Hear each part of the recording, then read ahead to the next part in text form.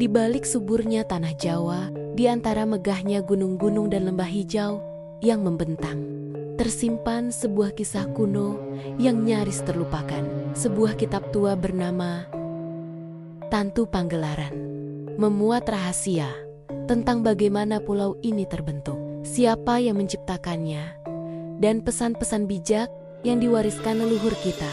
Hari ini, kita akan membuka lembar demi lembar naskah tersebut. Mari kita jelajahi kisah epik tentang pulau yang dijuluki Tanah Para Dewa.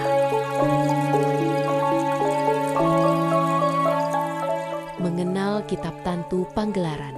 Tantu Panggelaran adalah salah satu karya sastra Jawa kuno yang ditulis sekitar abad ke-15 pada masa kejayaan Majapahit. Ditulis dalam bahasa Jawa Tengahan. Kitab ini mencampurkan unsur sejarah, mitologi, hingga ajaran moral. Ia bukan sekadar catatan tentang asal-usul Pulau Jawa, melainkan juga panduan spiritual dan budaya untuk masyarakatnya. Di masa lalu, kisah-kisah ini disampaikan turun-temurun oleh para empu dan pujangga sebagai cara untuk menjaga jati diri bangsa sekaligus menyatukan masyarakat di bawah nilai-nilai bersama. Menurut Tantu Panggelaran, dahulu kala Pulau Jawa hanyalah sebongkah tanah yang mengapung-apung di samudera. Pulau ini bergoyang, tidak stabil, seakan belum menemukan tempatnya di dunia. Para dewa di kahyangan menyaksikan ini dengan penuh keprihatinan. Jika pulau ini tidak ditambatkan, manusia yang akan mendiami pulau tersebut tidak akan bisa hidup dengan tenang.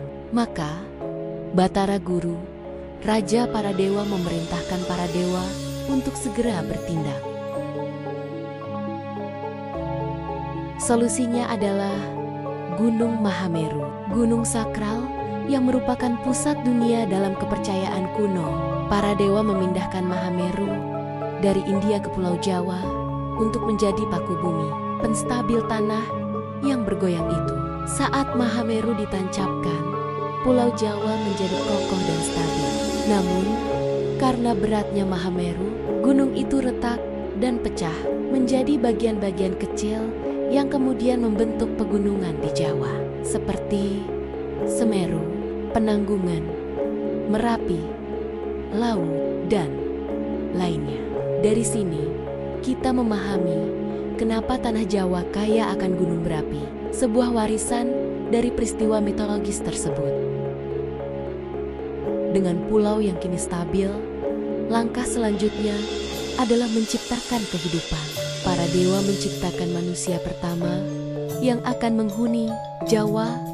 Mereka disebut sebagai Batara Kala dan Dewi Setesuyara. Dari keturunan mereka, lahirlah manusia-manusia pertama yang menyebar ke seluruh penjuru pulau, membangun peradaban dan memuliakan bumi yang telah disiapkan para dewa untuk mereka.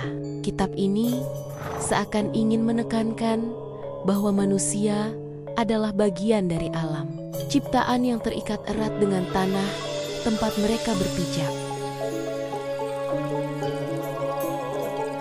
Tantu Panggelaran bukan hanya kisah penciptaan, tetapi juga pedoman hidup. Kitab ini mengajarkan tentang keseimbangan antara manusia dengan alam. Dalam kisahnya, dewa-dewa tidak hanya menciptakan, tetapi juga menjaga dan merawat dunia yang mereka bentuk.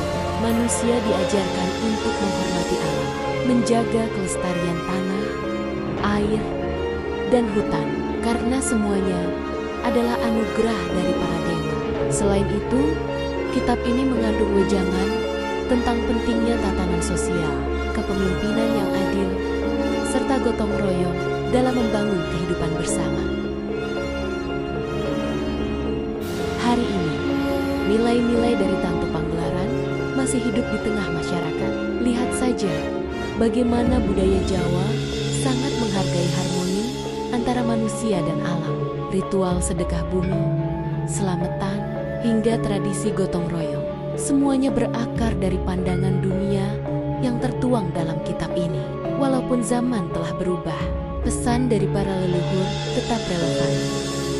Jangan pernah lupakan akar kita dan selalu rawat tanah tempat kita berpijak. Pulau Jawa bukan sekadar daratan yang subur, tetapi tanah yang penuh makna. Lewat Tantu Panggelaran, kita diajak memahami bahwa keberadaan kita adalah bagian dari skenario besar semesta, bahwa manusia, alam, dan para dewa memiliki ikatan yang tidak terpisahkan. Semoga kisah ini bukan hanya menjadi dongeng masa lalu, tetapi inspirasi untuk masa depan. Mari jaga tanah kita, rawat alam kita, dan terus lestarikan warisan budaya kita. Terima kasih telah menyaksikan kisah ini. Jangan lupa like, komen, dan subscribe untuk kisah-kisah Nusantara lainnya.